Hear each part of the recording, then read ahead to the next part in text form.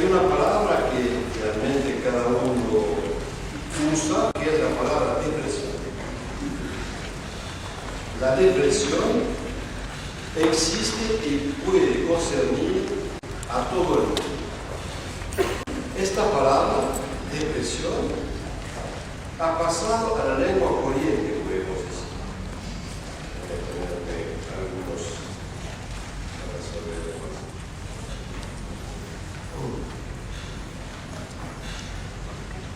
Ha pasado a la lengua corriente, designa una vivencia dolorosa de la vida diaria.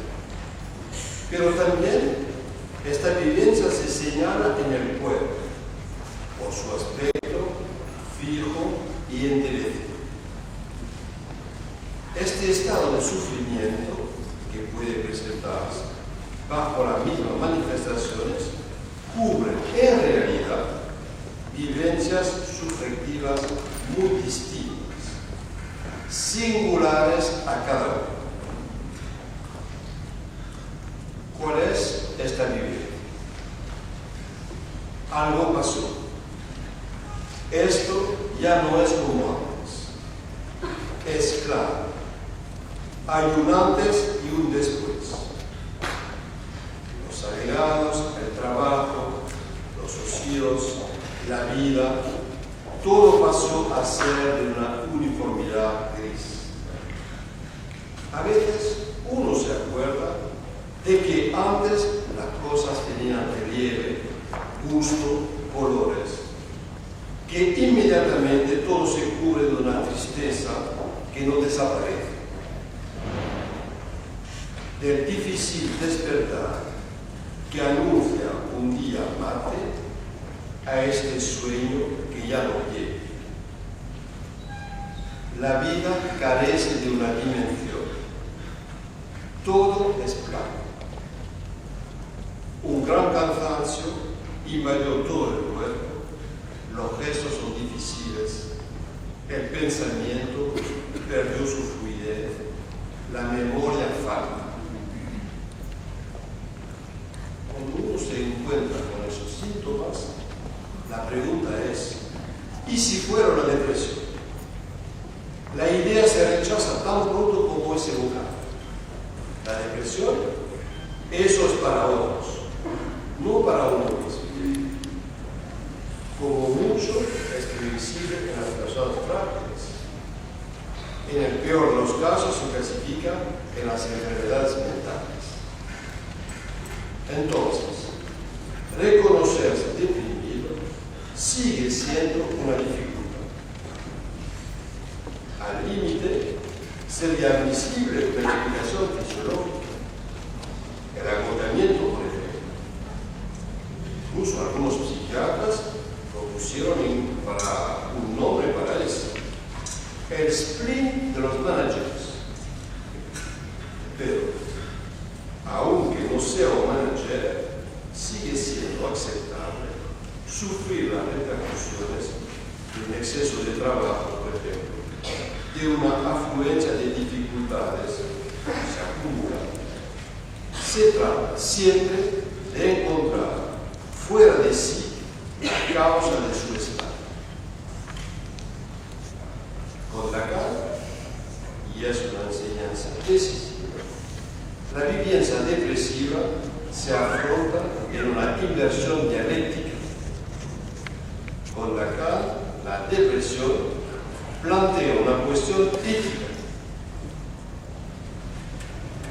Faltan las palabras para decir el humor, atañe a lo infortunado. La depresión se sitúa en la falta de la ley, en la falta de bien de sí. El hombre ha premiado modelo. Y aquí una cuestión que se plantea con este alto funcionario que viene a verme de urgencia. Es un hombre apremiado.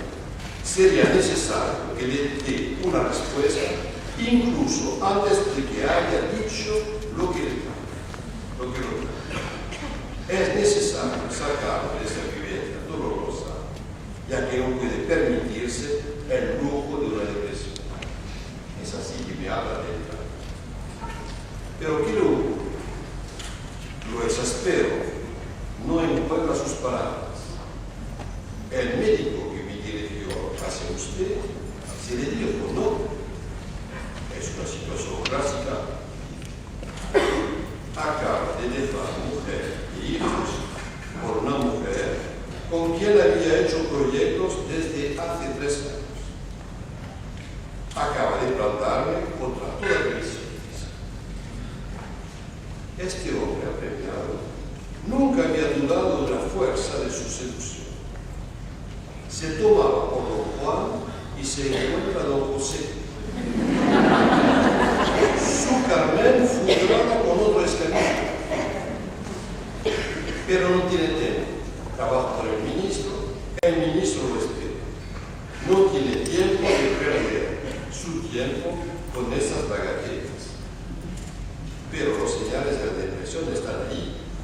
Y la hostilidad chilena no es más que la máscara de la defensa que intenta contra la liberación de los.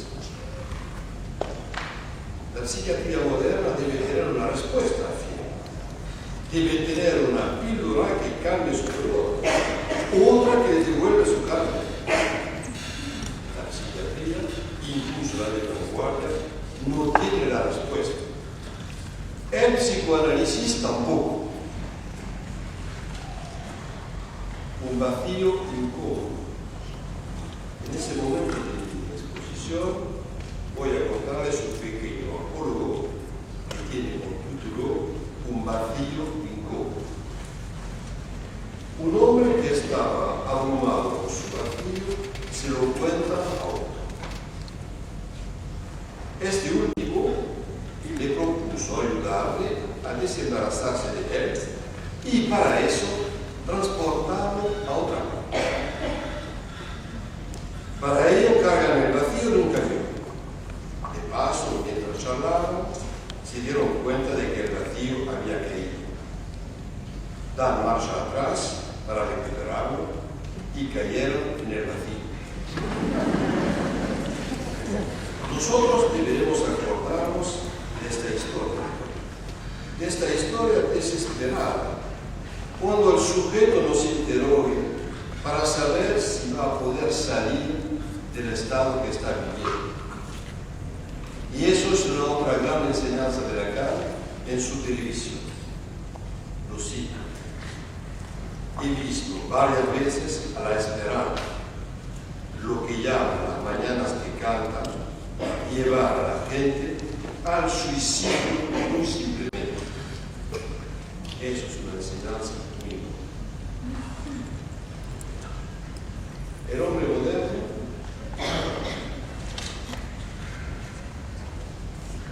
hombre moderno enfermo de sus ideas. Os aconsejo la lectura de un excelente libro de Sigmund Bauman, Una vida de gozo. La lectura de este libro nos lleva a pensar que el bien moderno no sería como el bien que desarrolla Lacan, la vida o la bolsa, sino un bien muy particular, producir o consumir. En ese sentido, el que elige producir es también consumidor de consumidores. No puede existir solo. Al revés, el que elige consumir no puede hacerlo sin los productos. Así lo que aparece de entrada es la alienación del anulamiento forzado entre productores y consumidores. Así, lo que en la vida moderna se presenta como una soledad generalizada por sus consecuencias de morosidad y de tristeza, ella misma consecuencia de un individualismo y de un goce fortístico, tiene otra vertiente de algún modo paradoja. La soledad del goce moderno es una modalidad particular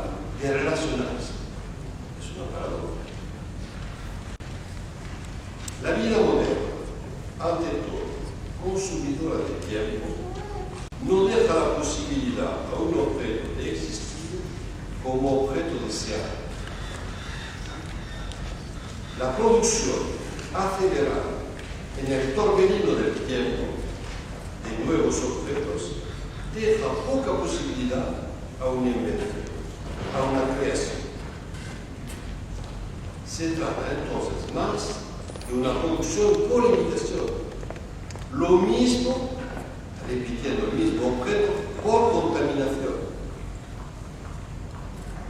Es decir, una producción metonímica de una multitud de partículas elementales, fragmentadas, sin ningún rasgo que determinaría una diferencia significativa.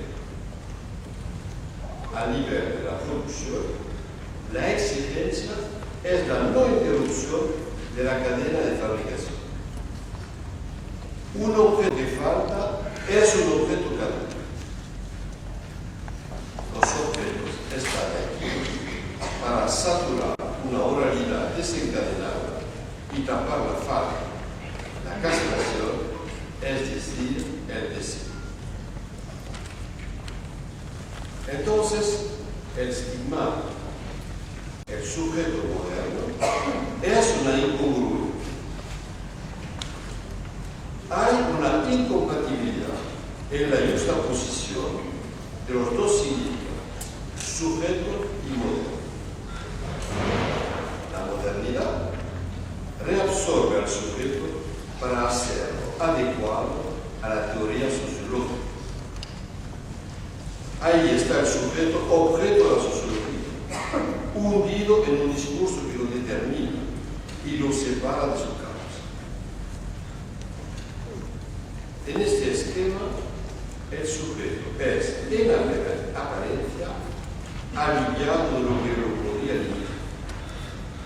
Pero, por otra parte, se ve alienado al imperativo moderno, gozar sin límite.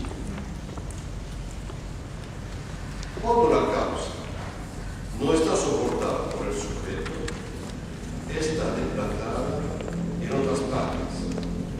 Por ejemplo, dentro de una sociedad que forzaría a los que la componen de participar en el consumo.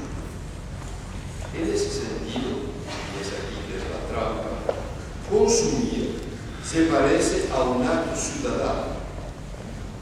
Consumir para salvar el trabajo, el capitalismo salvaje, que nada limita en la época del declive del mundo. De alguna manera es la pulsión de muerte que está en marcha.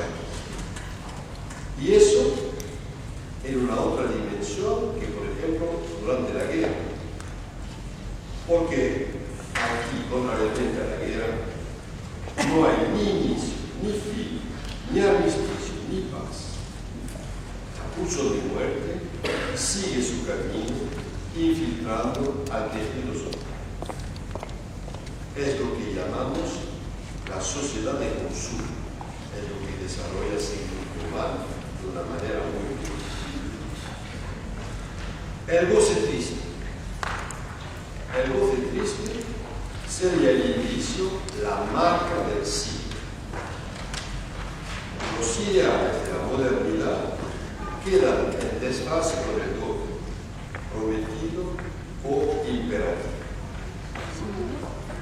El dolor, que sea un simple dolor de existir, una verdadera tortura moral, es siempre lo que se presenta en primero de un lamento, cuya expresión se encarna en esta máscara que lleva el rostro, cansancio, lágrimas, desamparo de la mirada, rasgos fijados hasta la humedad melancólica de la que encontramos en la melancolía. Lo que llamamos depresión se da a ver como enmascaramiento de lo que está tocado en el sujeto. Él esconde enseñando. discurso del amo tiene aquí localizarse en sus propias máscaras. Depresión del manager, como decía antes, depresión de agotamiento, de malestar profesional. El discurso psiquiátrico lo recubre todo con una frase mágica que logra resituar la depresión en la perspectiva del consumo. Eso realmente es una fuerza. Así, la definición que se da de la depresión en psiquiatría cabe en una fórmula. La depresión es lo que se cura con los antidepresivos. Es decir, que hoy la depresión es un concepto, como un kit, un concepto para todos. Es el romanticismo moderno. El joven Werther no se reconocería. Había encontrado el olor en Wittig y al ver no habría sido un impedimento, aunque probablemente no habría cambiado el fin de la historia. La modernidad sostiene el yo ideal, el de narcisismo infantil. La modernidad sostiene este yo ideal en detrimento del ideal del yo.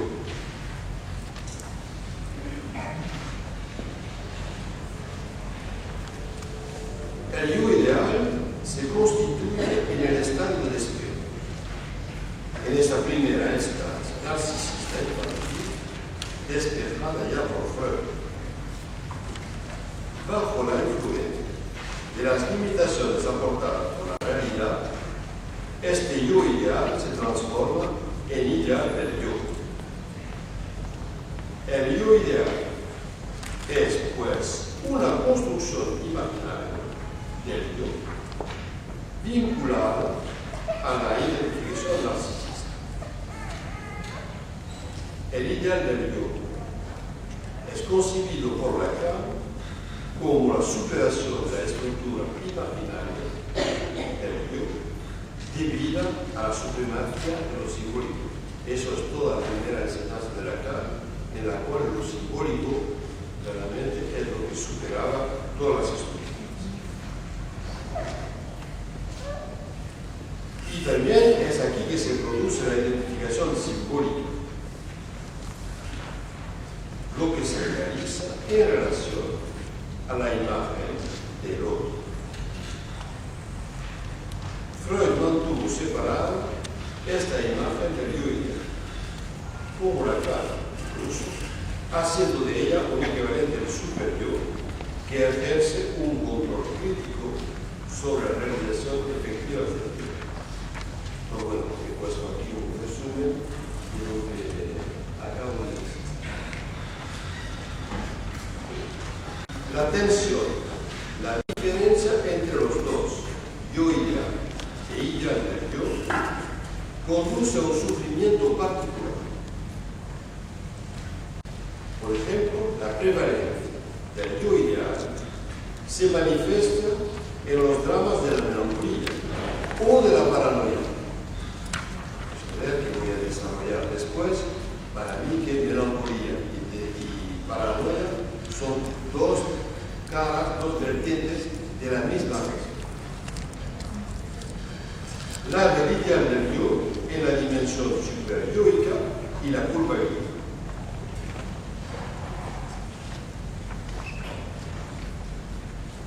Ahora quiero hablar con vosotros de lo que llamamos el humor.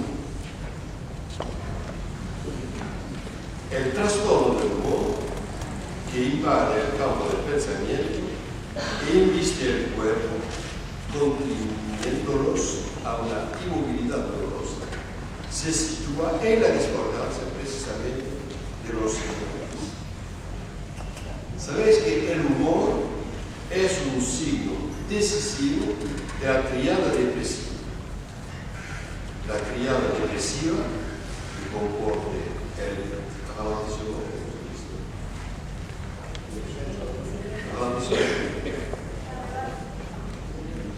cuando el pensamiento es lento, el enlentecimiento, que sea físico o mental. Pero el signo cardinal, que es el tercero, es el humor. ¿Cómo se presenta este humor? Incluso porque el humor es el único término que reaparece en la enseñanza de Lacan en relación con la depresión. El humor oscila. Es como el péndulo del tiempo. Oscila en una adecuación o una inadecuación de la relación del sujeto a su mundo. Oscila, por ejemplo, del buen humor, que nos da la impresión de ser llevados más allá de nosotros mismos. A veces nos pasa eso. Estamos como si pudiéramos hacer todo. Y oscila de este humor al humor triste, con el sentimiento de los límites de uno mismo, reducidos a la estrechez del cuerpo que se paraliza. ¿Cómo se paralizan también los movimientos articulados de la palabra? En el límite de la posibilidad de moverse, Lacan sitúa el dolor. Muy precisamente, por ejemplo, cuando trabajamos en división síntoma y angustia, Freud deja por un lado esta cuestión del dolor y lo retoma después en los atentados. Y aquí, verdaderamente, Freud como Lacan lo sitúan en la limitación de los movimientos del cuerpo. Es aquí precisamente que sitúa la cuestión del dolor. ¿No es cierto acaso que el ser vivo, que no tiene la posibilidad de moverse, dice Lacan, nos sugiere hasta en su forma lo que se podría denominar el dolor petrificado? Eso lo dice en su seminario La Ética. Dolor petrificado que no es sin evocar precisamente la omega melancólica. Por uno que ha visto una vez un melancólico, eso le habla realmente a una persona que tiene el cuerpo totalmente petrificado, y cuando se habla del omega melancólico es como si aquí estaba tan contractado que hace como una omega. Realmente eso es impactante. Entonces, el humor, lo que podemos decir es que es una variación. Es algo que puede estar transitorio o también algo que puede ser fijo. Una fijeza que toca al corazón mismo del ser. El humor no hace diferencia. Es una serie de diferencias que no dejan inscripciones.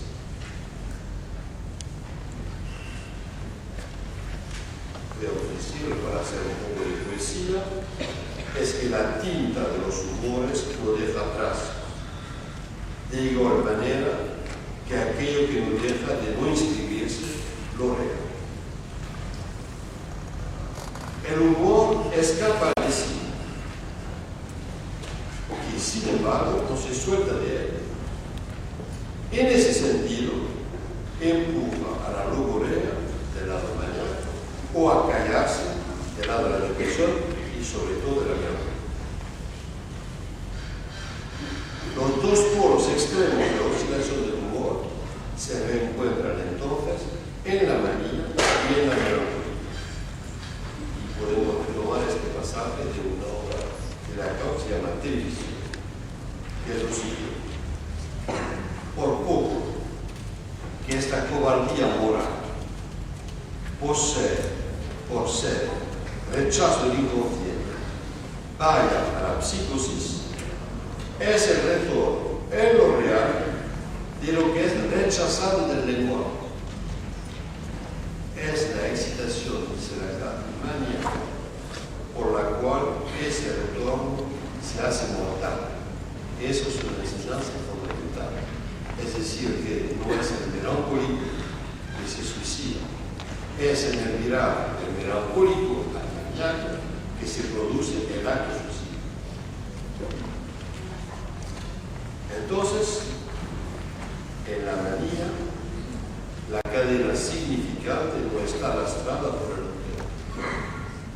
Y en la melancolía, el sujeto está identificado al objeto como puro real. No obstante, estas oscilaciones no conceden seguramente solo a la psicosis. Eso nos puede pasar también a todos. Así, para todo sujeto, el ser sujeto del inconsciente hace de él un conjunto vacío que busca completarse, o bien del lado significante, lo que ilustra el sujeto, se puede completar del lado significante o del lado del objeto.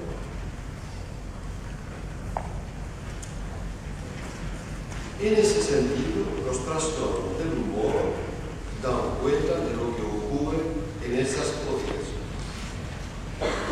Entonces, el humor no se puede definir más que eso. Es lo que se localiza en una escala. Su valor único puede decirse solamente en términos de más o menos. Pero en los dos polos del humor faltan las palabras para decirlo. Y es a partir de esto mismo donde se encuentra su existencia. Es a partir del hecho de no poder decirla que existe precisamente ese trastorno del humor. Es un asunto de inflexión, animado o vehemente, monótono o ausente. La tonalidad viene dada por la voz, que hace signo de la presencia real del sujeto, excluido de la cadena significativa. Lo he dicho al comienzo de esta intervención, faltan las palabras para decirlo. Eso atañe a lo informal y se sitúa, como lo precisaba, en la falla del lenguaje. En la falla del bien decir, que es la razón por la que del humor no se puede decir solamente su variedad. Lacan precisaba en su seminario de la ética que encontramos 7 razones para justificar el humor que vivimos, tal disposición del humor. Pero eso no es una manera de abordar éticamente lo que uno vive. Porque siempre hay una sola abundancia de razones para hacernos creer en no sé qué racionalidad de las sucesiones de estas formas que vivimos. Todo iba bien, yo era feliz, y aquí que este ha venido de otra forma. Finalmente, al sujeto que se estanca en la experiencia de sus humores, que los vincula a las circunstancias, a la insuficiencia del otro, como se hace frecuentemente, a la implicación del otro, se le escapa, por ejemplo, que de haber seguido en su deseo le vuelve otra forma de culpabilidad. Podemos decir entonces que el humor no es una representación, e incluso que el humor se mantiene a distancia de la representación. En ese sentido, el humor, en tanto que guía hacia lo real, como los sentimientos, es engañoso. Entonces la pregunta viene a saber si el humor es un afecto. Un afecto.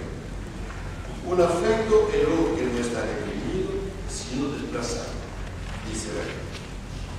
Lo que está reprimido son los significantes que lo aman. En eso, el humor se diferencia de la angustia,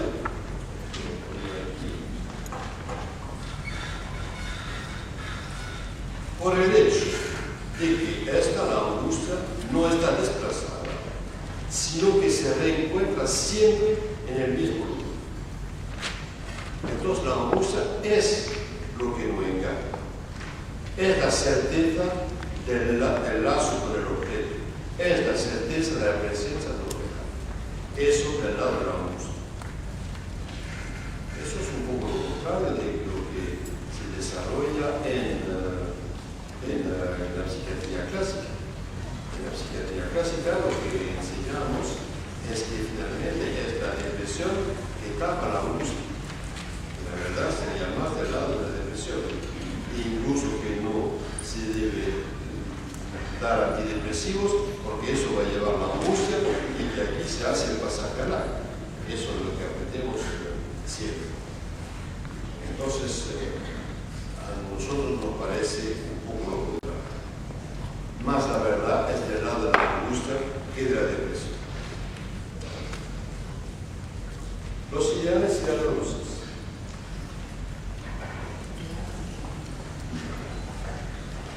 La falla en el bien decir y la cobardía moral.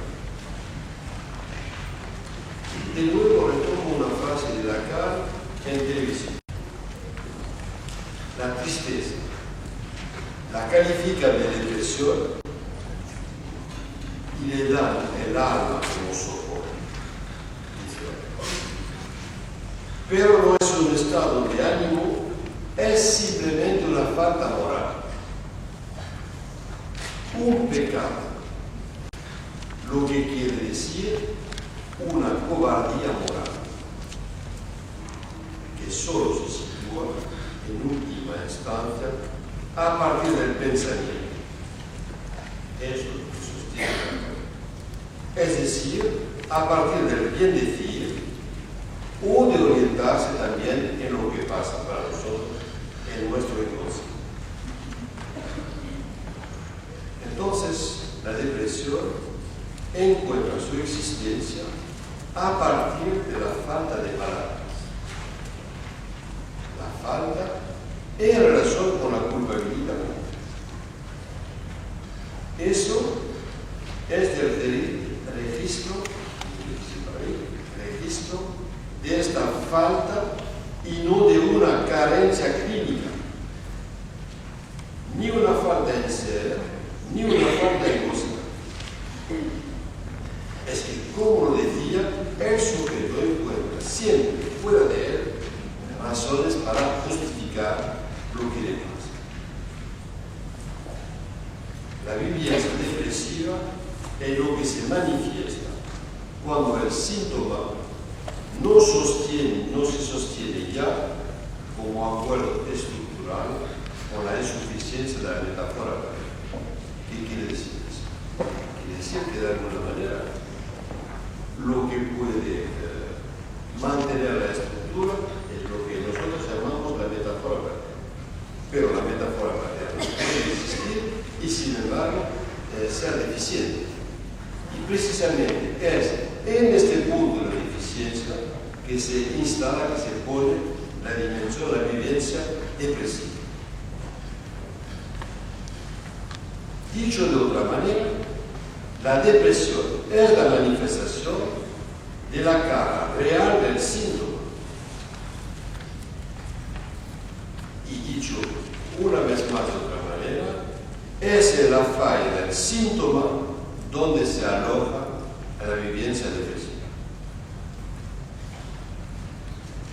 Después, recubrimiento del síntoma para que no se obtenga el efecto de separación. Es decir, que aquí el yo no sé del sujeto biológico se recubre del yo no digo del sujeto deprimido. Dos vertientes, la vertiente histérica y la vertiente obsesiva. En la vertiente histérica se diría, no lo lograrás. En una clínica del rechazo o del deseo insatisfecho para no tocar la pérdida, antes sacrificarlo todo que se parece. En la vertiente obsesiva sería, no veo ninguna salida. En una clínica establece la impotencia, en la que lo que se trata de averiguar atañe a lo imposible de la pérdida, antes morir que aceptar pérdida. Para el sujeto neurótico que se externa en la experiencia de sus humores, que lo vincula a las circunstancias, a la insuficiencia, como decía, se le escapa su propia explicación. Entonces, Eric Goran decía sobre ese punto que la clínica de la cobardía moral es una clínica del deseo.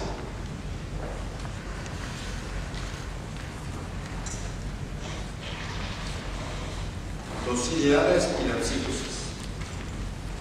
Bueno, vamos a pasar un poco por duelo y melancolía de Freud a Lacan. De este texto mayor voy a solamente detener algunos puntos. El trastorno de la estima de sí es factor único en la melancolía. En el duelo, el objeto está perdido. En la melancolía, la pérdida es desconocida. La pérdida en la melancolía es de naturaleza más moral. El delirio de insignificancia.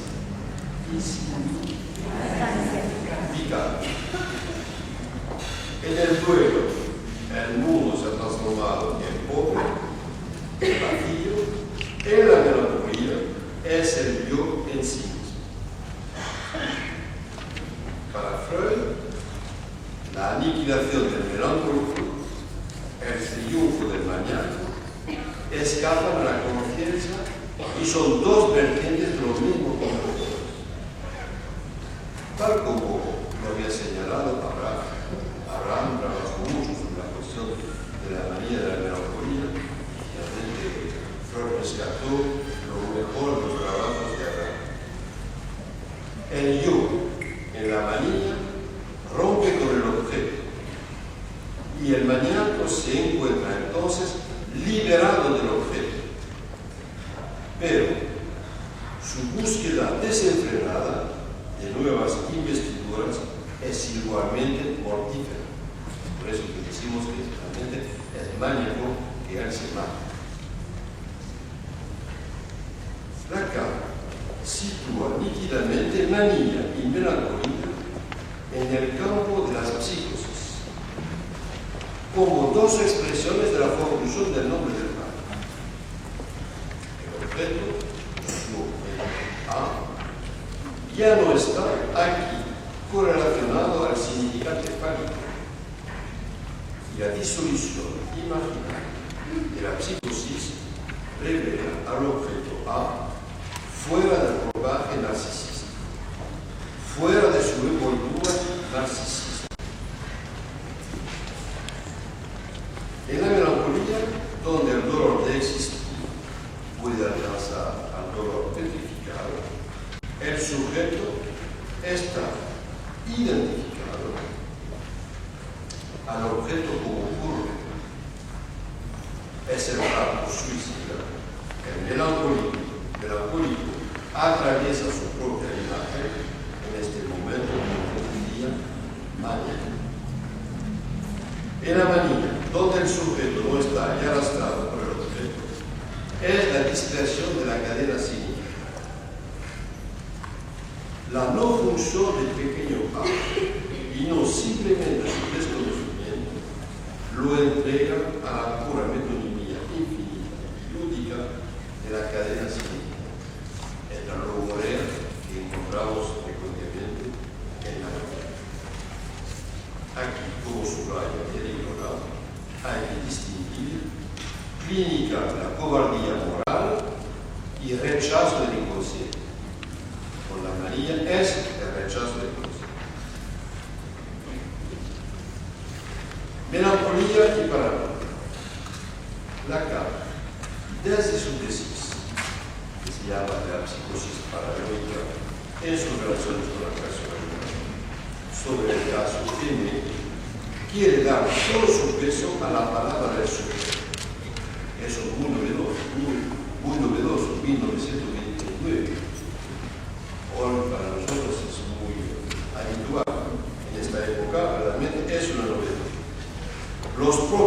enunciados del paciente en contra de la observación preestablecida.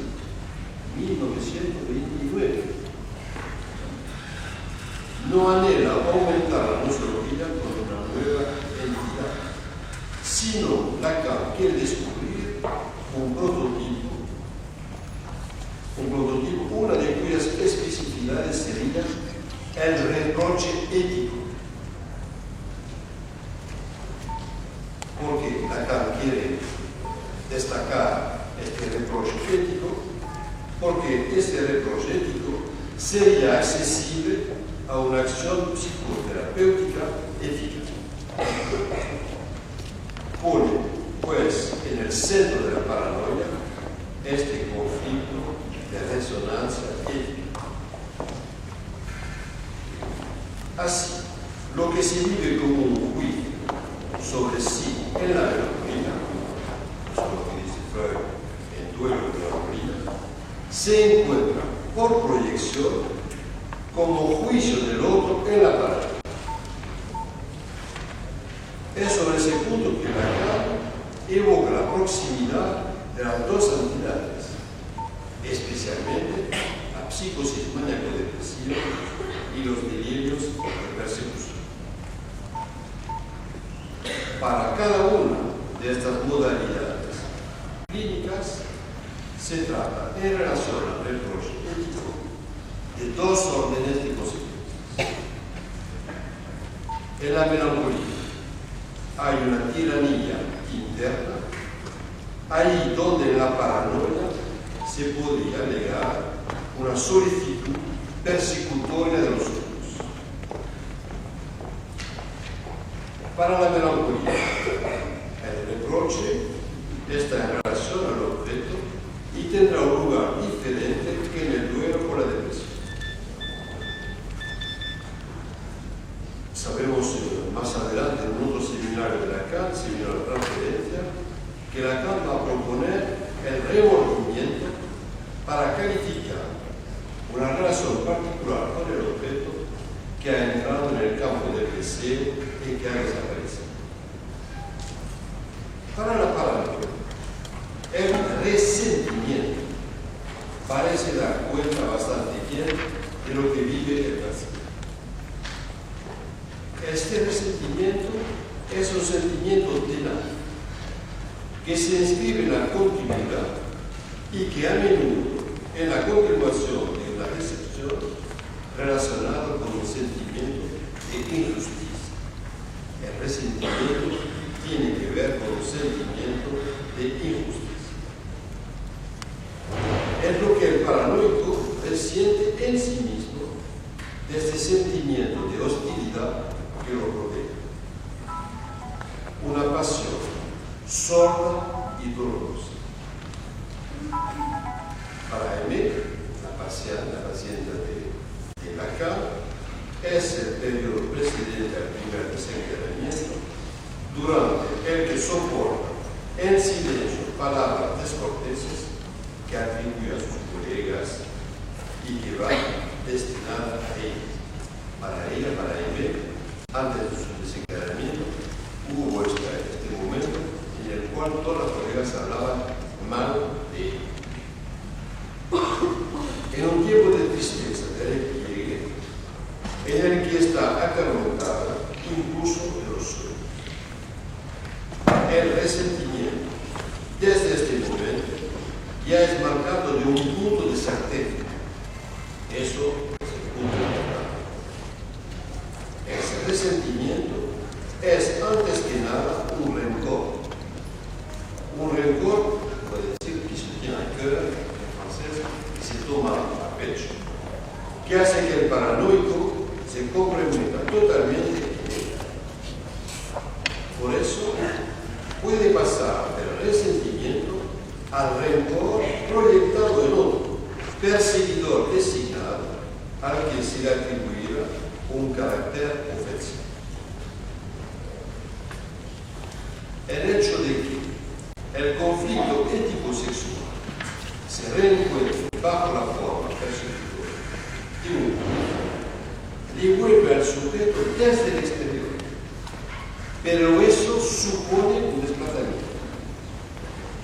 ¿Mediante qué se hace este desplazamiento? ¿Qué hace de repente?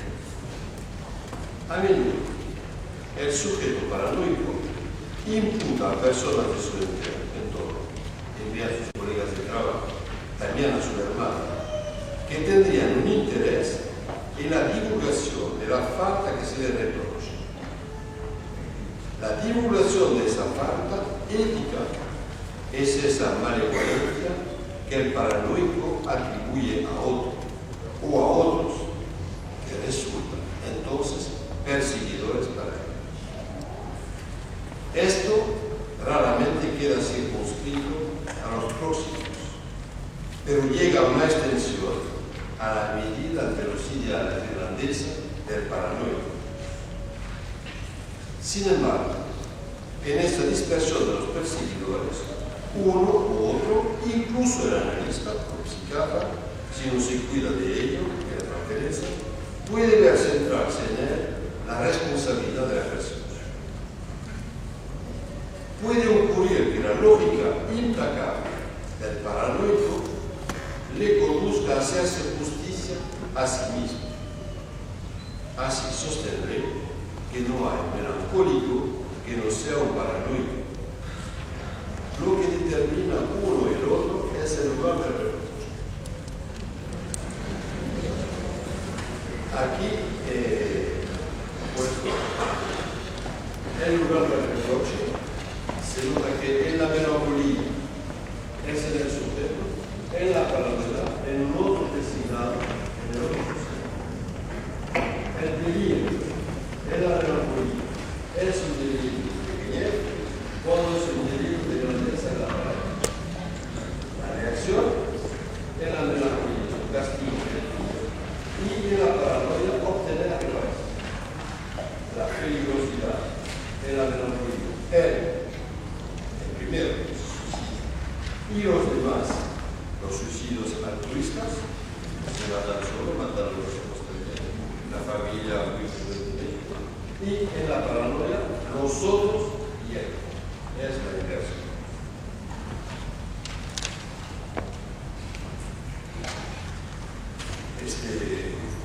Eso me parece resumir particularmente como son dos vertientes de la misma afección. El psicoanálisis y la depresión. El tratamiento de la depresión no tiene el mismo valor según que se considere la depresión como una enfermedad en sí, un síndrome específico, o que se aborde en relación con la verdad que mantiene un sujeto, cada uno con su singularidad. La cuestión del sujeto neurótico. Las entrevistas preliminares con el analista desempeñan un papel esencial para el tratamiento.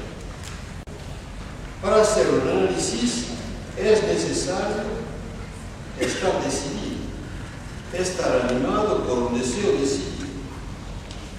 Ahora bien, la paradoja es que el síndrome depresivo, cuando es tomado por su cuenta por el paciente, consiste esencialmente en una huella de deseo. Entonces, deseo decidido, muy difícil de encontrar en este caso.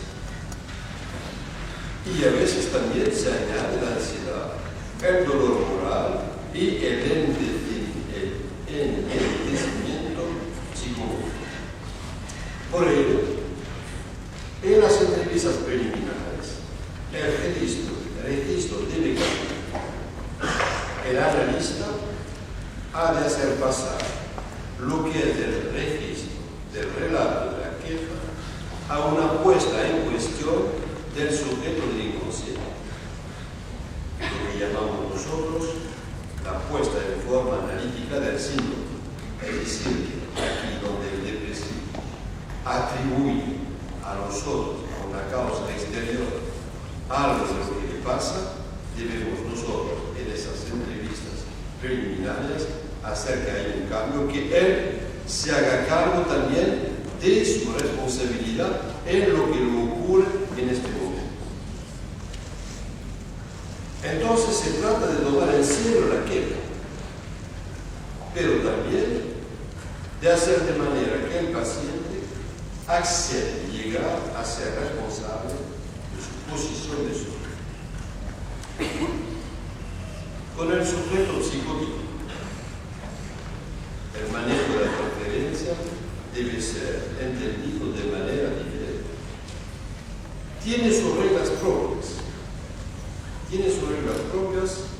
con las que la depresión puede únicamente estabilizarse mediante el juego metodológico de los medicamentos y no por la metáfora del deseo.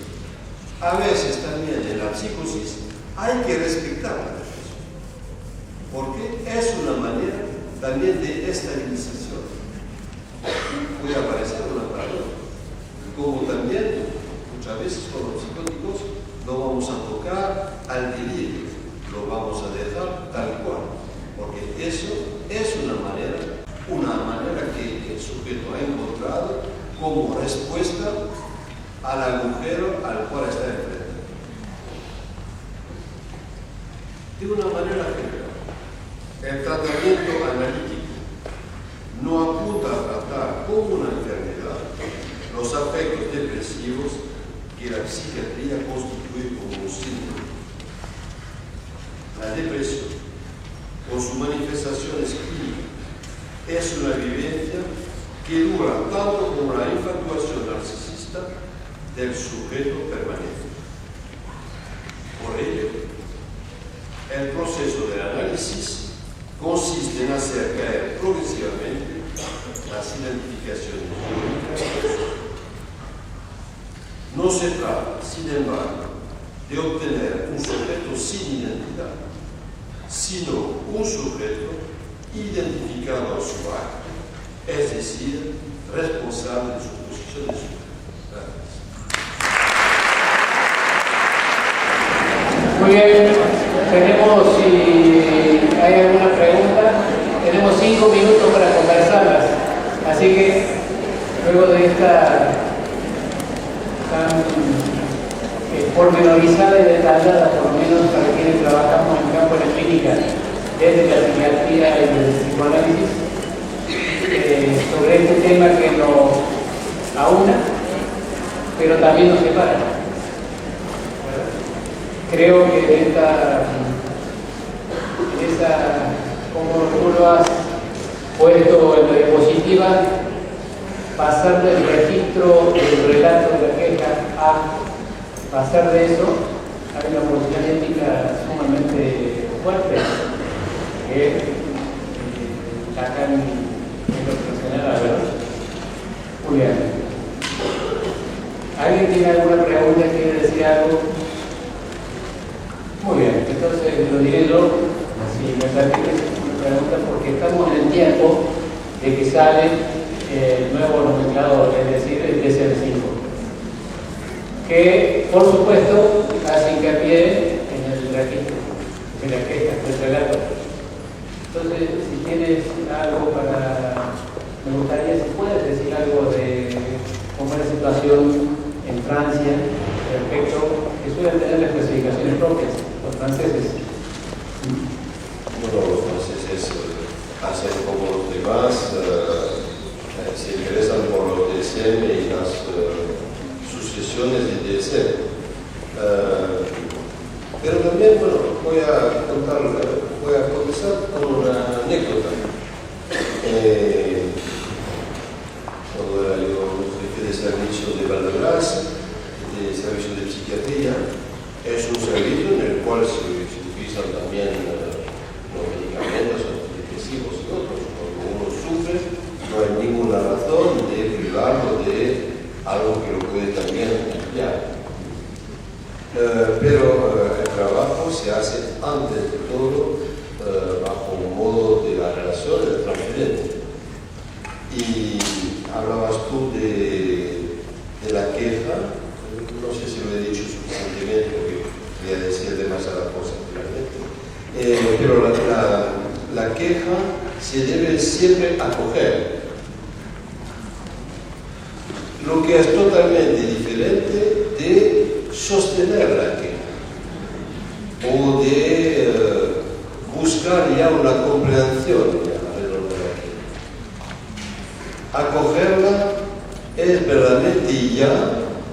dar un peso a la palabra del sujeto. Y para nosotros la maniobra sería esta. Y entonces la anécdota es la siguiente. Es que, bueno, conocemos entre profesores nos conocemos todos. Incluso los que están a favor de lo único químico o de los que están más a favor de lo que acabo de decir. Entonces uno, el líder francés de la psiquiatría, un día me llama y me dice, ¿sabes? Te voy a pedir un favor si podías acoger a mi hermano en tu servicio. Yo sí, ningún problema, ¿por qué piensas en servicio?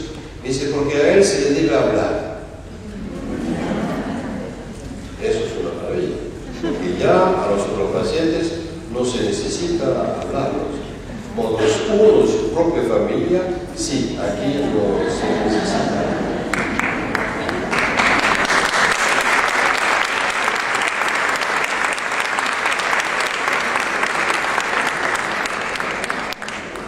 Bueno, quiero decir, para cerrar la conferencia, que, si me permites, en todo lo que hemos escuchado del currículum de Guy, hay algo que lo atraviesa y que no está escrito, pero lo percibimos. Lo hemos percibido quienes estuvimos con él en su casa, acogidos en una cena muy buena. Lo que conversamos en muchas oportunidades. Y es eso que quizá visto diacrónicamente, cronológicamente en su currículum de vida, y cómo dice las cosas es sumamente interesante porque muestra las huellas de cómo vas estudiando. En nuestra universidad, que este año cumple 400 años, hasta ahora estamos en un punto de inflexión porque en este seminario internacional hasta ahora siempre utilizamos las instalaciones de la Facultad de Medicina para hablar de psicoanálisis. Hoy hemos trascendido esas puertas, estamos en el marco de la universidad en sus 400 años y nadie mejor que un profesor del psicoanálisis, si me permite que haga ese lazo, para hacer resonar una vez más, como es cada 2 años, el significante psicoanálisis en el marco de estas centenarias paredes de la Universidad Nacional de Córdoba. Así que te agradecemos mucho. Sí, yo quiero añadir algo a eso. Cuando dijeron lo que yo he hecho, empezó por médico de las grandes endemias. Y eso para mí siempre ha quedado en la cuestión médica. Incluso Lacan se hacía llamar el doctor Lacan. No era una cosa que rechazaba. Yo la medicina siempre me ha interesado. Es que en un momento pasaron cosas en mi vida que mi orientación fue otra. Pero guardo siempre esta relación con la medicina en la cual yo aprendí realmente la relación al otro que sufre. Precisamente para incluso separarse de eso cuando uno ocupa el lugar del analista. Pero es reconocer también el sufrimiento del otro y poder escuchar en el lugar del analista de otra manera. Y acabaré, estamos por una indicación de Jacques Miller que se aplicó ya a él mismo cuando él hubo la idea de ocupar el lugar del analista. Él fue asentando en el servicio de François Gouraud a formarse también, a ir como lo hacía Lacan hasta el último momento de su vida. Acudía todas las semanas a sentar para hacer la presentación de enfermos, encontrarse con los enfermos, con los psicóticos en el hospital. Eso era una valentía. Jacques Miller hizo lo mismo. Y cuando uno de nuestros colegas, hoy joven ahí de la escuela, pensaba también ocupar el lugar del analista, le dijo: antes usted va a ir a pasar un año en el servicio de Guillón a Valderas. Es decir, que esta proximidad en psiquiatría no es algo de que debemos alejarnos. Es la formación de base fundamental.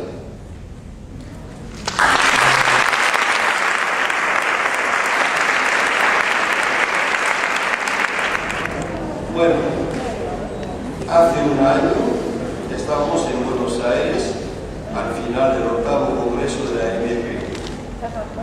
Fue un gran éxito este congreso gracias a Flor Bruguera, su directora, y a las personas que trabajaron con ella. Es en el momento de la conferencia de Jacques Miller, y después de habernos precisado cómo el nombre del padre, según la tradición ha sido tocado, que él extrayó esta palabra real. Lo real es lo que se hace presente a nosotros de una manera muy particular. Hay un gran desorden en lo real, en muchas academias. Y añade, es esta fórmula que propongo para el Congreso de París 2014. Un gran desorden en lo real en el siglo XX. La fórmula, en cuanto Jacques Miller acaba de enunciar, cada uno de nosotros había hecho de ella el título del Congreso. Se produjo una adhesión inmediata al desorden en lo real.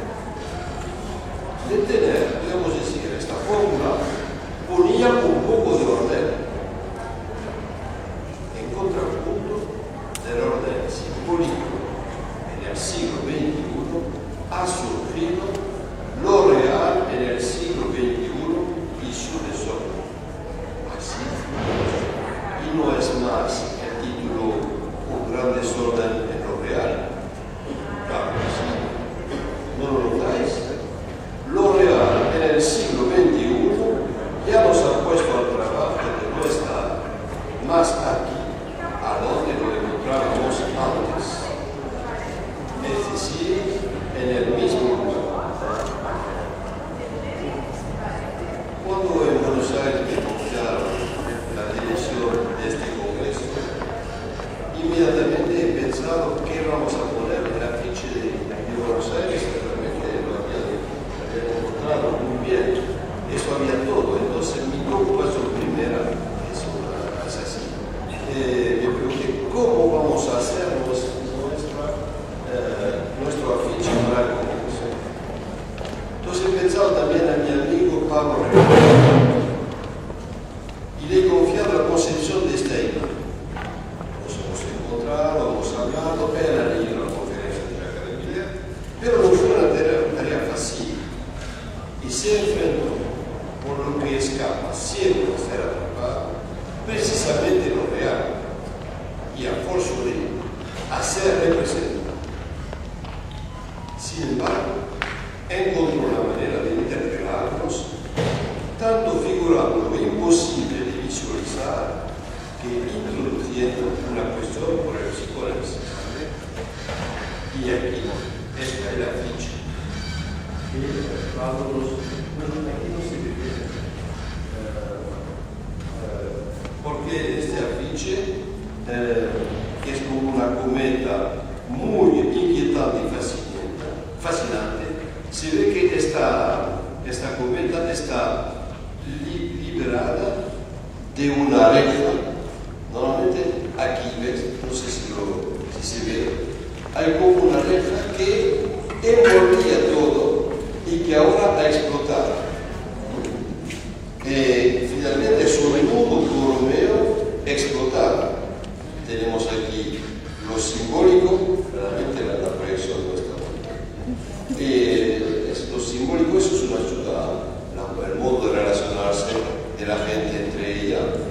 Aquí es lo real, la naturaleza, donde se encontraba precisamente lo real siempre en el mismo lugar. Y aquí lo imaginario, que es un cuerpo de alguna manera estilizado. Y todo eso era mantenido en una regla y eso explotó. Y son todas estas cosas explotadas que encontramos alrededor. Pero hay también otra cosa que figura Pablo en este dibujo. Todo eso es una regla. Lo negro es una regla.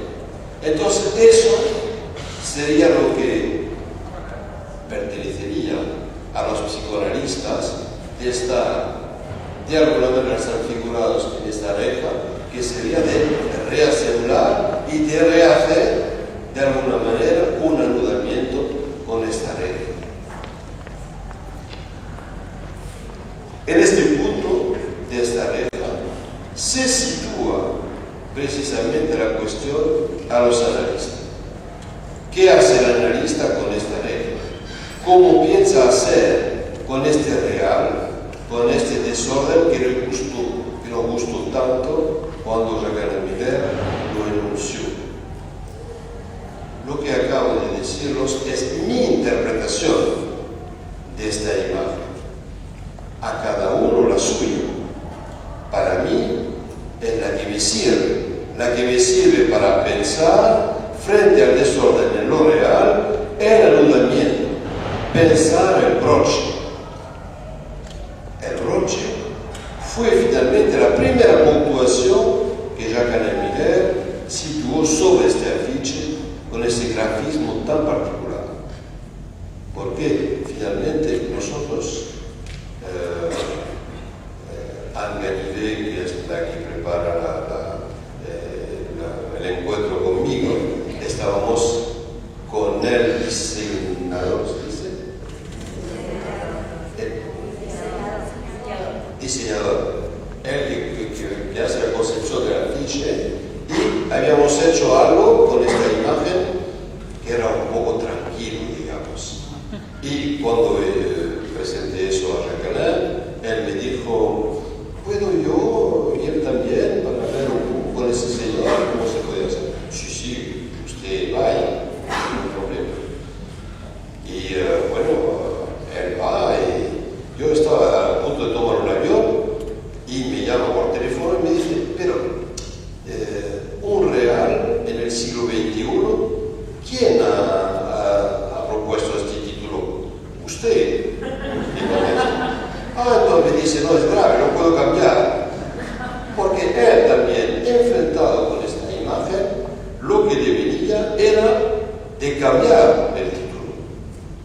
Y es en este momento que surgió un real para el siglo XXI, pero un real escrito con este tamaño.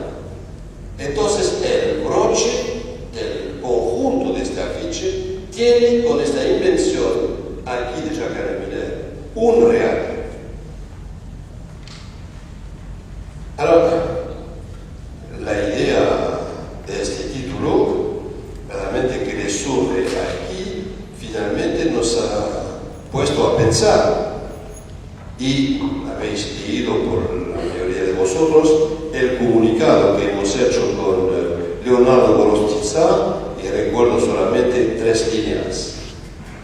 Es un título que separa aquello de lo real, podía tomarse en bloque para todos, si bien sus manifestaciones en este siglo son diversas y desordenadas. El encuentro con un real es siempre por su contingencia singular a cada uno. Es eso que introduce la cuestión de Jacques Miller, es que ahora no es lo real el que concerniría a todos de una manera indistinta y contra la cual no podemos hacer nada, sino ahora es al uno por uno. Entonces hay que insistir en primer lugar sobre el para. Para el siglo XXI da una dimensión muy política al tema y nos orienta a esas diversas preguntas. ¿Cuál es el real que queremos? El de la ciencia. Cuando la ciencia toca lo real, al real del sexo, de la reproducción, de las mutaciones biológicas, de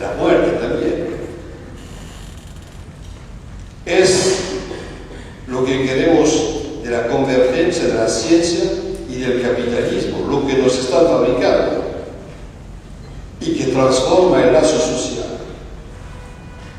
El psicoanálisis, nosotros debemos decir algo sobre estos puntos. Reflexionar también sobre un real. ¿Por qué un real? El uno es la raíz propia a cada uno de lo real, de cada uno al cual cada uno de nosotros está enfrentado. Este uno nos convoca a que cada uno de nosotros diga algo de particular, de singular, en relación con lo real. Entonces, los grandes ejes de nuestro Congreso serán, más allá de lo que acabo de decir, también las implicaciones de todas esas reflexiones sobre nuestra práctica. Es decir, un cuestionamiento de la interpretación,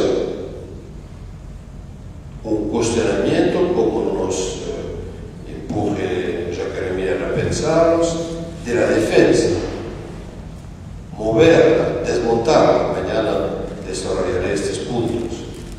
También interrogarnos sobre el deseo del analista, es decir, que vamos a interrogar la pertinencia del abordaje de lo real por el medio del nudo borromeo. Esos son los ejes en los cuales estamos trabajando. Lo que se prepara también es el CIDICET. El CIDICET, cada vez el CIDICET es un evento. Esperamos que este CIDICET estará a la altura también de los otros años. Pero lo que puedo decir, por haber leído yo todos los ítems, e incluso ya trabajado con algunos o algunas de vosotros, de vosotras, que va a estar un número muy particular y que va a dar cuenta de lo que es el psicoanálisis lacaniano en su evolución contemporánea. Debo subrayar que Alexandra Clase es ella que va a coordinar el trabajo de CIDICET aquí para lo coordinar para todos los países de lengua española, no solamente para la EOL, para la ELP, para la NEL. Y Graciela Esperanza es la responsable de las traducciones. También debo decir que por la primera vez este CIDICET será traducido al inglés con el soporte de la MP. Eso es muy importante cuando este CIDICET, que va verdaderamente marcar un giro en nuestras prácticas, puede ser difundido también en los países de lengua inglesa. El Congreso tendrá, como habitualmente, la estructura que conocemos: plenarias y simultáneas, el miércoles siempre. Pero hasta ahora es un poco pronto para decir cuáles son los ejes. Finalmente encontraremos la cuestión del deseo, de la interpretación, la cuestión de la defensa, todas esas cuestiones muy de actualidad estarán claramente en los ejes de trabajo del Congreso. Habéis podido ver el primer número de WhatsApp. WhatsApp es lo que viene después, es voluntario. Lo hemos guardado para marcar a la vez una continuidad con el Congreso de Buenos Aires y también un paso más allá. Es por eso que lo llamamos WhatsApp en tiempo real, el Congreso de la IBP. El Congreso tendrá lugar en el Palacio del Congreso. Aquí tenemos nuestros hábitos. Bueno, pero también podemos tener algunas sorpresas, lo esperamos. Hay ahora un sitio que es www.congreemp2014.com, lo más fácil, en WhatsApp todo eso viene allá. Nos preparamos a recibirlos con fiestas. Habrá una fiesta que esta vez se pasará el jueves y no el viernes, porque el viernes cada uno se va y la gente no puede participar. Entonces este año será el jueves en un bonito lugar que nos será reservado para nosotros, que es una discoteca frente al Sena. Entonces ya estaremos bien instalados. Para el cóctel de acogida tenemos muchas dificultades porque estamos numerosos. Os voy a hacer una confidencia. Esperamos que el Senado nos va a abrir las puertas. Lo tenemos casi resuelto, pero veremos. Y también quiero que los parisinos os acogen también en sus casas, como vosotros lo sabéis también hacer cuando venimos de Buenos Aires o en otros lugares también de Argentina. Os podéis ya inscribir desde ahora.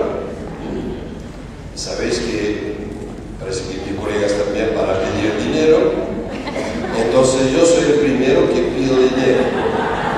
Pero lo que me vais a contestar es que yo soy el último que ellos hacen el congreso antes. Entonces todos los que pueden dar dinero a los tres lo harán. Bueno, pues adelante un poco la cosa. Bueno, nosotros estamos encantados de organizar este congreso que nos lleva mucho trabajo, pero lo hacemos con entusiasmo y debo añadir que tenemos el sostén de los que han organizado el de Buenos Aires. Cuando necesitamos algo, le